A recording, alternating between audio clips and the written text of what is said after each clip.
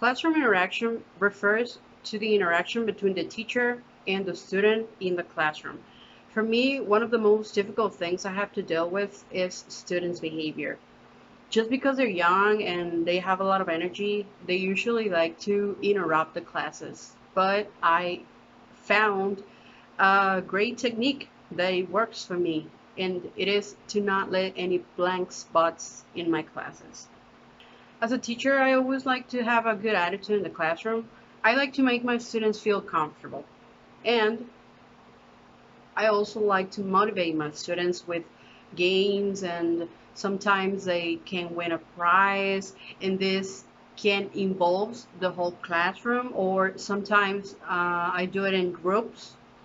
They can pair, they can work in pairs also, and it is really fun for them, and it works really good for me. Other thing that I like to do is to make questions. I make questions at the beginning of the class, and I make questions at the end of the class. I always like to make questions just to make sure if my students understood what I just teach them. Another thing that I like to do is to give them feedbacks. Feedbacks are really good for them. They can learn if they're doing good or if they're not doing so well, and this can motivate them to make better works. Classroom management.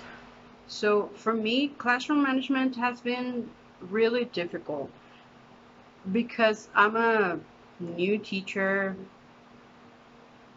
I always have problems managing the classroom, and at, well, I teach in a rural community, so it is really difficult for me to make my students like pay attention because they don't care about the class. They don't care about learning English. They don't care about the other classes. They just want to hang out with their friends and do anything else but studying. So it is really difficult for me to teach them. So I always try to play games and do things that I think that it may work to make them like interest in the class. And sometimes I feel like I have no authority, but I sometimes I managed to give a class and give it the best that I can, but sometimes with certain groups it is really difficult for me because they don't act like other groups. Every group I teach is different, obviously. But there are groups that are more serious, and there are groups that are more like they like to make noise and play and do things that are not related with the class. Implementing cooperative learning. So, how big groups should be? I believe groups should be in a maximum of 20 students, because it is really difficult for us as teachers to manage a 40 or 50 group.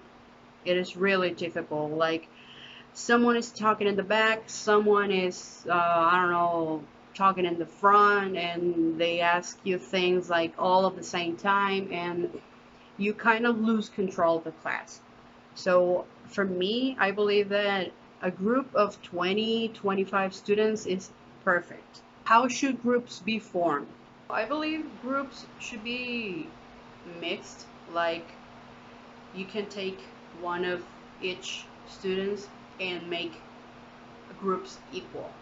When students are working in groups, how can the teacher get the classroom attention? So in these cases, I usually do like I raise my hand, or I turn on and turn off the lights and try to make something like that makes more noise than the noise that they're doing in the classroom. So this can get their attention.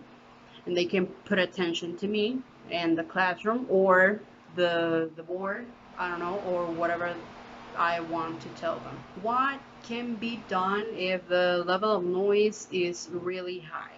Well, for me, screaming doesn't work with screaming. So I try to do something else. If they want to talk, raise your hand. If I want to talk, I raise my hand. And I make sure that everyone is looking at me. I usually, when I had classes in the past, the teachers usually like they lower their voice, lower, like lower, lower, so the students don't speak to listen to the teacher. And I also apply this technique. What if a student doesn't want to work in a group? Well, sometimes students don't want to work in groups, and I'm afraid to say it, but I was one of them. I I was one of the students that didn't want to work with uh, the rest of the group just because I felt like I can do a better work by myself than working with others, because working with others is difficult. It's difficult because you get like an idea from this, an idea and another idea and some things like that. And sometimes you're not agree with someone in the group, and then starts like an argument, or sometimes it doesn't work. I think that sometimes it's good to work in your own, but when there's an activity that you have to do it in groups, then well, you have to adapt. You have to do what the teacher asked you to do. What if some groups finish earlier than others? Always the reading and writing helps. For me, it helps.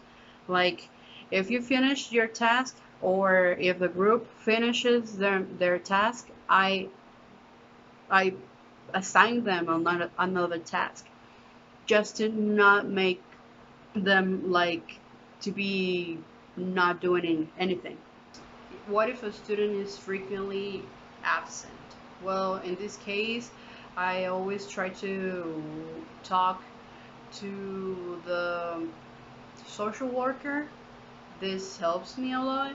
She can give me her or his number, or his or her mother's or tutor's number, so I can know if she or he was sick, or if he or she dropped school, or something like that. I just try to get the information, and also I try to ask the students in the classroom why is the student absent, or why is the student like not going. I ask students if he or she is not going to the other classes, or is just in my class.